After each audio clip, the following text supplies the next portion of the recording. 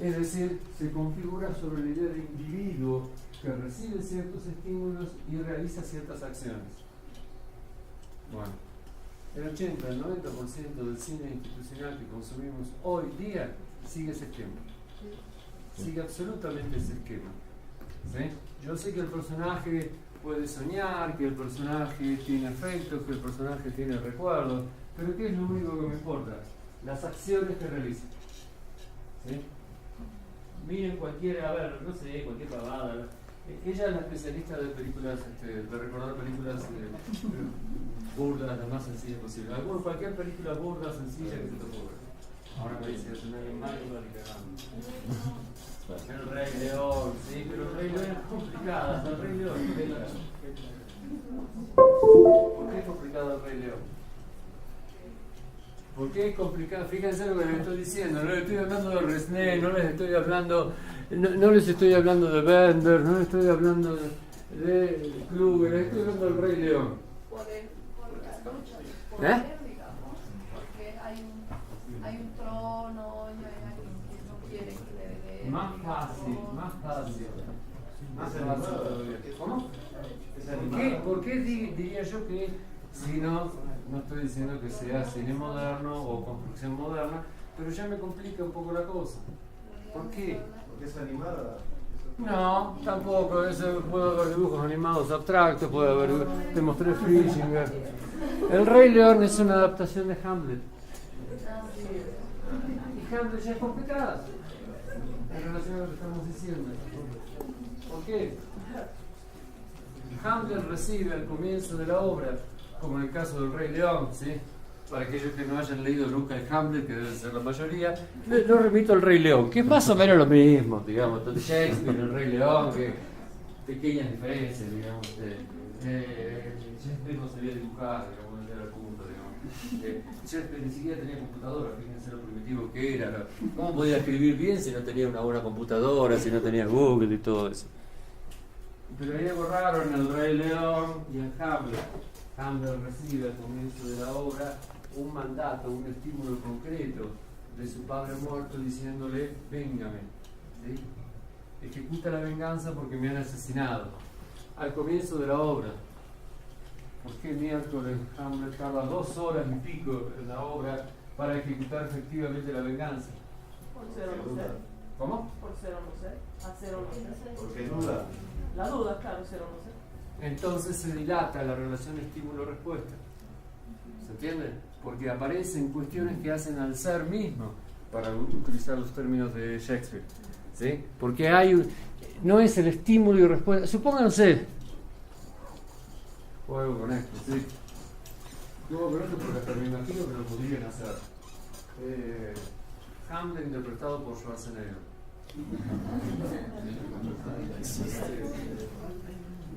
Por lo menos el otro día vi la última película de Schwarzenegger y no se podía creer. Schwarzenegger ya con 80 años debe tener, no sé qué, haciendo de comisario, ¿sí? Y vienen unos narcotraficantes, porque ahora todos somos narcotraficantes colombianos. Y él solito que se ha retirado después de matar a no sé cuántos, no, yo estaba retirado en un pueblo muy tranquilo y esto que el otro. Y vienen los malos que quieren cruzar a la frontera con México, porque en México todo es una joda, todos hacen lo que quieran, pero ustedes se creen que Schwarzenegger, a pesar de estar solo en el pueblo y tener nada más que un ayudante, se va a milanar frente a los malditos narcotraficantes que vienen con una ametralladora y son como 500. ¿Alguno de ustedes piensa, por favor, que Schwarzenegger se va a atemorizar frente a esto, a pesar de que tiene 80 años? Levante la mano que diga sí, duda Schwarzenegger. Él solo con el ayudante matan como 80. Lo matan 4 veces por las dudas. Él solo, ¿sí? Imagínenselo haciendo Hamlet. No habría lugar para la duda. No habría lugar para la duda. Todo sería una suerte de... Schwarzenegger lo mataría de inmediato si es colombiano, si es árabe, si es vietnamita, si es chino, si es latino por las dudas también lo mata 2 veces, digamos, pero no duda, ¿sí? No duda. Él desenfunda y usa el arma, ¿sí? ¿Nunca escucharon esa frase típica del western? No desenfundes si no piensas usar el arma. Toda mi vida quise decir esa frase y nunca pude, pero no tuve nunca ocasión de decir voy a desfundar y voy a usar el árbol. O un hombre debe hacer lo que un hombre debe hacer. Obviamente las mujeres quedan excluidas de todo esto, no es como cosas raras, feminismo, nada por el estilo. Efectivamente, en la mayoría del cine que nosotros consumimos, en la mayoría del cine que tiene un desarrollo comercial enorme, seguimos con la idea de individuo, conciencia y voluntad, individuo quiere decir indiviso, no está dividido, indiviso, dotado de conciencia y voluntad. ¿Conciencia de qué? De una situación determinada. Vienen los malos colombianos, que ya por ser colombianos son malos, eso seguro, ya lo sabemos de entrada, y yo debo detenerlos, ¿sí? Esa es la situación. Los colombianos vienen huyendo de la justicia de los Estados Unidos, que ustedes saben que es garantía de imparcialidad y todo lo demás. Vienen huyendo, ¿sí? Esa es la situación. Tengo conciencia de la situación de que debo detenerlos porque soy un oficial de policía de los Estados Unidos. Eso tampoco pude decirlo nunca. Conciencia y ejecuto en función de esa conciencia una voluntad. En este caso, detener a los narcotraficantes, detener a los malos, etcétera, etcétera. ¿Cuántas películas con este esquema ustedes han visto? Infinitas. Películas basadas, yo les diría, en la corriente conductista, ¿sí? Porque es la conducta del personaje. No es la duda de Schwarzenegger lo que importa en la película. Lo que importa son los tiros, los disparos. Ya les digo, mata como 80, ¿sí? De eso que está hablando de conductismo, la conducta del personaje, pero es distinto a la conducta del comportamiento. La conducta no está... Hablar de comportamiento implica hablar de conducta. ¿Sí? Es lo mismo. El conductismo se basa en la idea de una acción concreta que vos realizás. Una acción concreta. La pregunta sería, ¿cómo yo puedo conocer a la persona? ¿Sí? Una de las respuestas, la más habitual, la más extendida en el área del cine comercial, cinematográfico, la respuesta es que yo solamente puedo conocer a las personas en función de las conductas que ejecutan. ¿Cómo puedo llamar a las conductas que ejecutan? Acciones. Y esto da lugar a lo que podríamos denominar imagen-acción. Una imagen que se basa en el registro de las acciones. Yo traté de ejemplificarlo de la forma más pueril, pero más efectiva posible. No estoy diciendo que todos los autores que han manejado la imagen-acción sean tan burdos como las películas de Schwarzenegger, pero yo les podría hablar de filmes exquisitos de Georges Rouquier, por ejemplo, o de Jean Gramillon, y ustedes se me quedarían mirando como lo estás haciendo vos ahora. Sin embargo, digo una película de Schwarzenegger y estoy 100% seguro que todos vieron, aunque sea algún fragmento de alguna de esas películas, o de Schwarzenegger, o del otro, el pelado ese que está de moda ahora, Rápido y Furioso. Fíjense, podríamos estar toda la mañana enumerando estos films de acción, ¿sí? Estos films de acción, donde, insisto, yo no recuerdo ninguna donde aparezca la voz en off de la propia directora diciendo, bueno, esta es mi historia, tal como lo recuerdo, yo nací en un momento donde estaba todo destruido, muy interesante desde el punto de vista de lo mental. Vos asististe, en el caso de la Imagen Madre Pálida, a algo que no tenía la impronta de mostrar nada más que las conductas.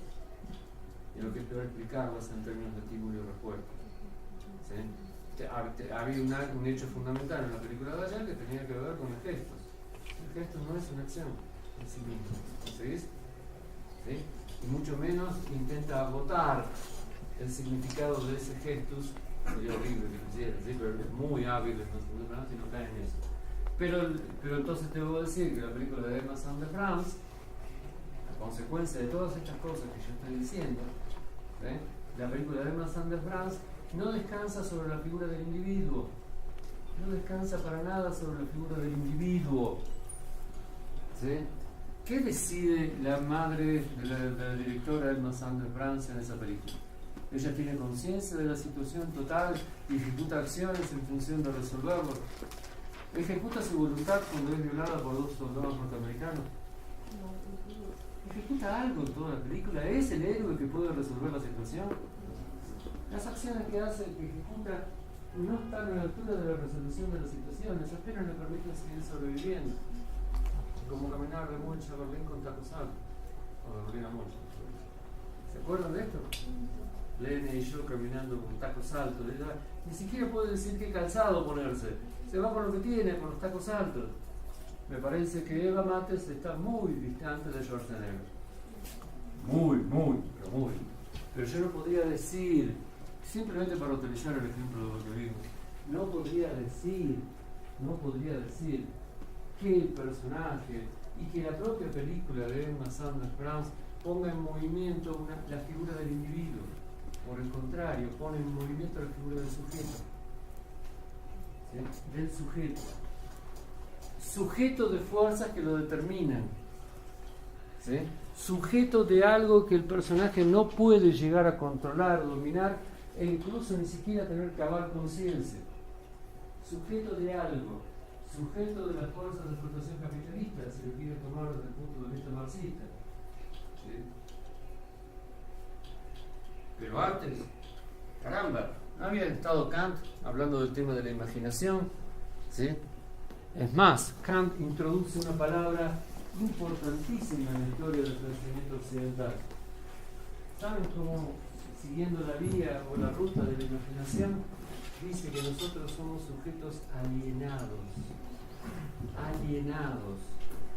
¿Sí?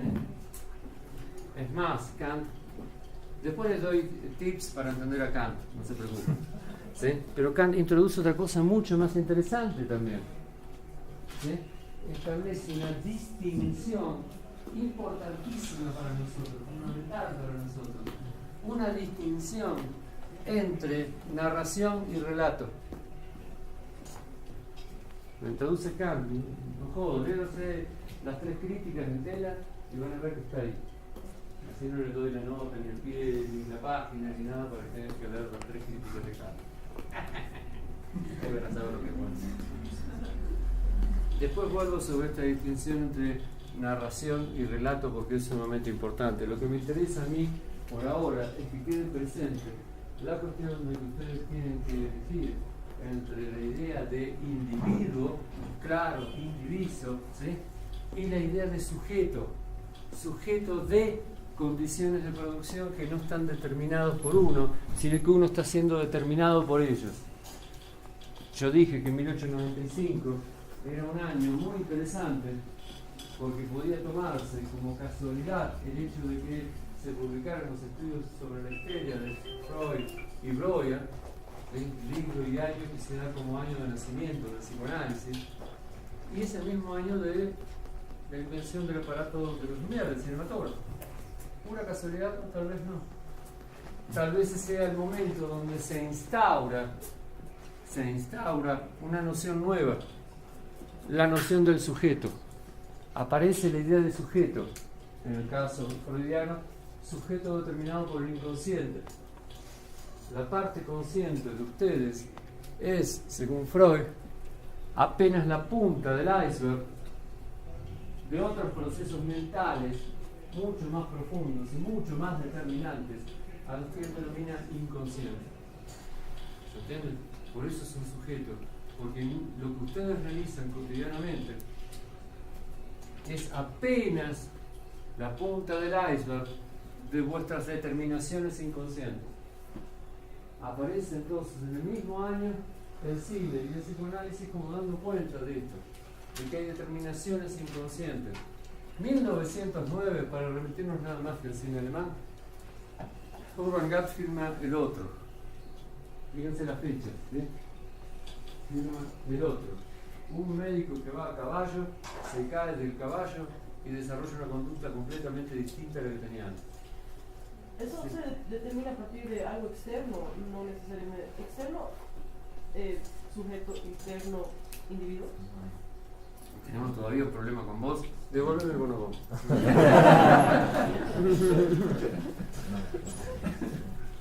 Todavía seguís manteniendo la dicotomía o la diferencia interno-externo, objetivo-subjetivo, y hemos intentado desde el comienzo borrar esa diferencia. La película de ayer, solamente de esa película basta para decir que esa diferenciación no la podemos sostener.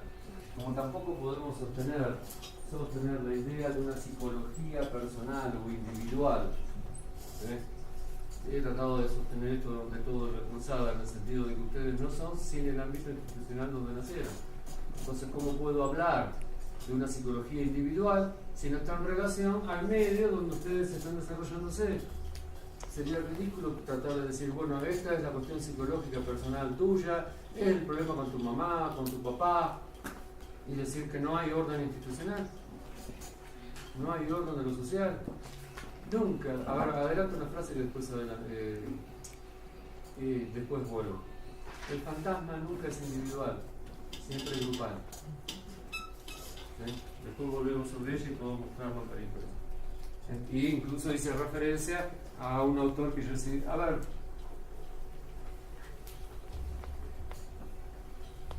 He dicho en varias ocasiones que tampoco trabajo sobre la idea de diagnóstico, de catalogación. Todo lo que yo estoy tratando de marcar aquí son tendencias, configuraciones que no son estructurales. Una de las características de la corriente de pensamiento que yo sigo es el postestructuralismo. No hay estructura, no pensar en términos de estructura.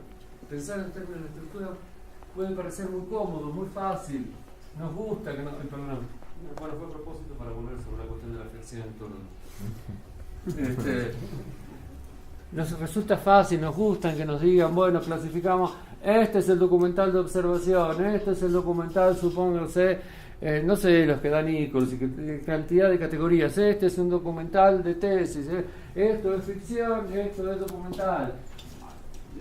Los hermanos Lumière, la primera película que muestra los soldados saliendo de la fábrica es el primer antecedente del cine documental, porque es la realidad objetiva. ¿Están todos de acuerdo? No. Ya era fake, ¿sí? Ya era falso de entrada, ¿sí? Entonces esa diferencia entre objetivo y subjetivo es lo que el cine que yo llamaría transicional, un cine que todavía no es moderno, pero que ya pone mucho en juego aspectos de la modernidad, tiene que ver con esta indiferenciación entre lo objetivo y lo subjetivo y personajes que están ligados a fuerzas del inconsciente, de lo social o de lo que ustedes quieran, ¿sí? Ejemplos, a algunos se le ocurre, de un cine del sujeto, no del individuo, del sujeto.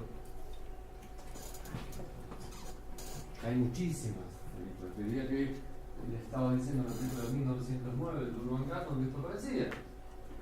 9, ¿sí?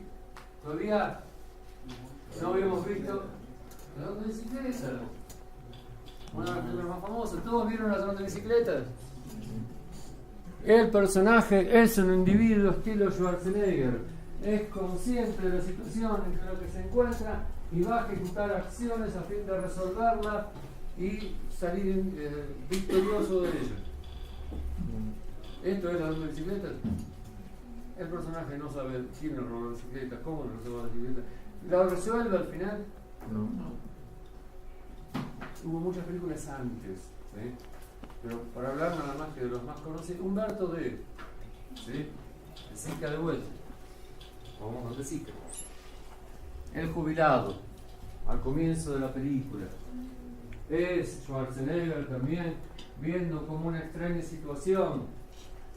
¿Todos vieron a Humberto D? Bueno, recordarán que cuenta una historia fantástica, absurda, imposible, a un jubilado al cual no le alcanza la plata para vivir. Eso pasaba en Italia, en otros países jamás pasó eso, ni va a pasar, por suerte. ¿Sí? ¿Qué resuelve el jubilado? ¿Cómo se resuelve la película en términos de la situación planteada y la resolución en base de acciones de dicha situación? No hay resolución. Recuerden que él queda solo en la plaza con su perrito, hasta el perrito ejecuta una conducta. El perrito es conductista, pero él no. No se resuelve nada. Imagínense Humberto D. interpretado por Schwarzenegger. Hubiera matado a todos los jubilados, una cosa por el estilo.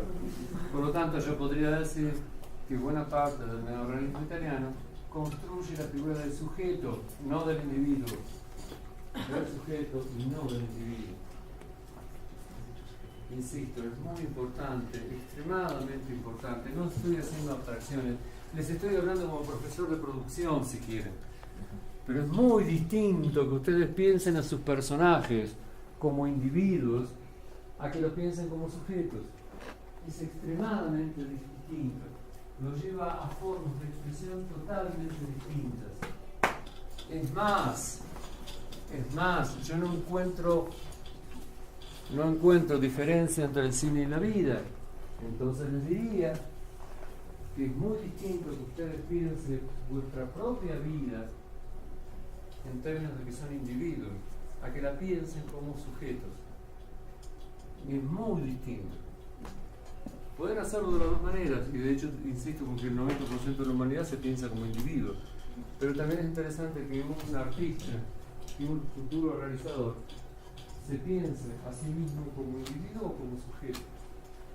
Ustedes son individuos conscientes de toda la situación clara y definida en la cual se encuentran en la paz, simplemente son conscientes de todas las fuerzas que determinan vuestra existencia, son conscientes de todas las fuerzas del Estado que son claras y definidas y precisas, ¿sí? No hay ninguna fuerza que esté trabajando por debajo, que no se represente nunca, ¿sí?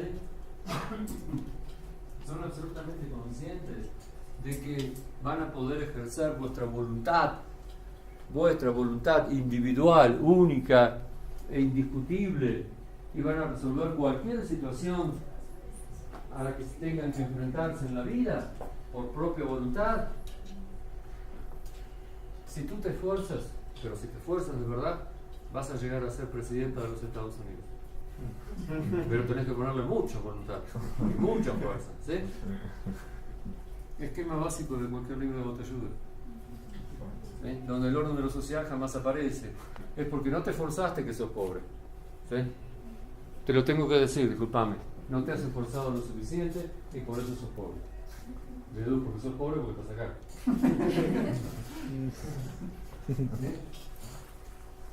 ¿Se entiende? No estoy hablando de San Lorenzo porque eso no quita lo interesante, pero hay un auge muy grande de los libros de autoayuda que se descansan sobre esto, como si toda la cuestión fuera siempre individual, todo depende de vuestra voluntad, como si nunca hubiera fuerzas del orden del Estado, de lo político y de lo social que estuvieran determinándonos, como si nunca hubiera fuerzas del inconsciente que también... A ver, levanten la mano cualquiera de ustedes, pero cualquiera de ustedes que diga: yo siempre en mi vida de relación, en mi vida amorosa, hice todo con conciencia y con voluntad. Jamás me metí en una relación rara, complicada, donde me amaban y me odiaban al mismo tiempo. Rompí con ese chico que me hacía mal y a los 3 meses volví con él de vuelta, no sé por qué. O rompí con esa mina histérica loca y a las 3 semanas me metí de vuelta por una histérica loca. Algunos de ustedes, a ver, sean sinceros, total de acá no va a salir de este cuarto, no voy a llevar ningún informe a la universidad para echarlos.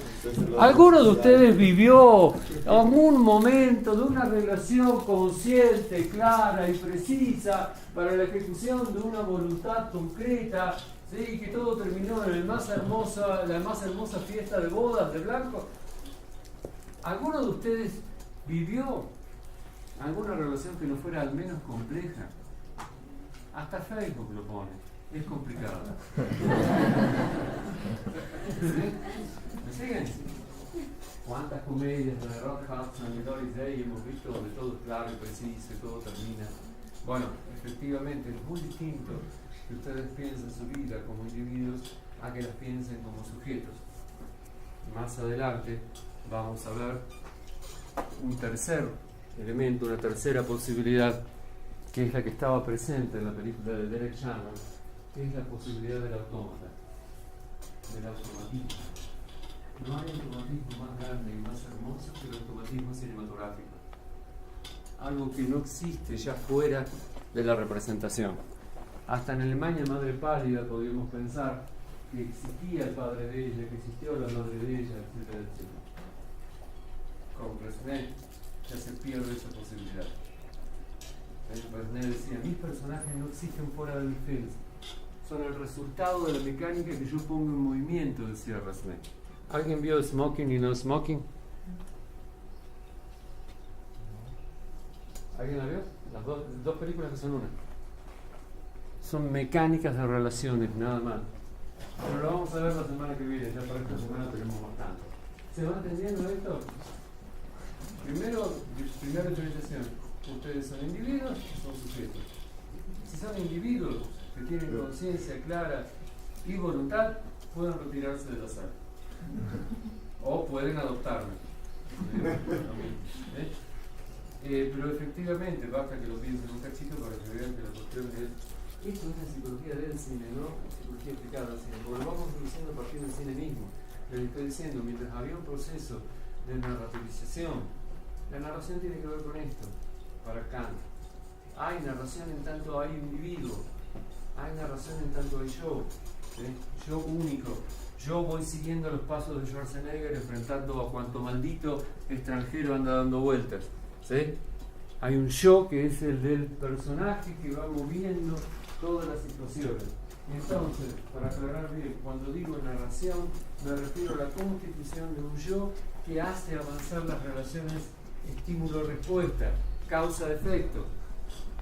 300.000 películas podríamos citar, por lo bajo, que funcionan sobre este esquema. En cambio, voy a hablar de relato,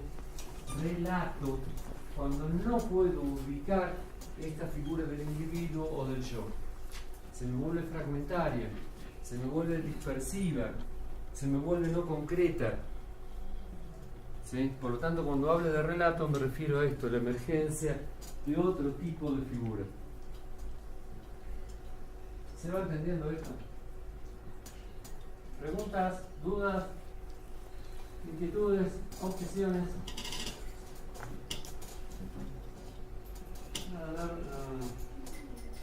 Voy a hacer eso.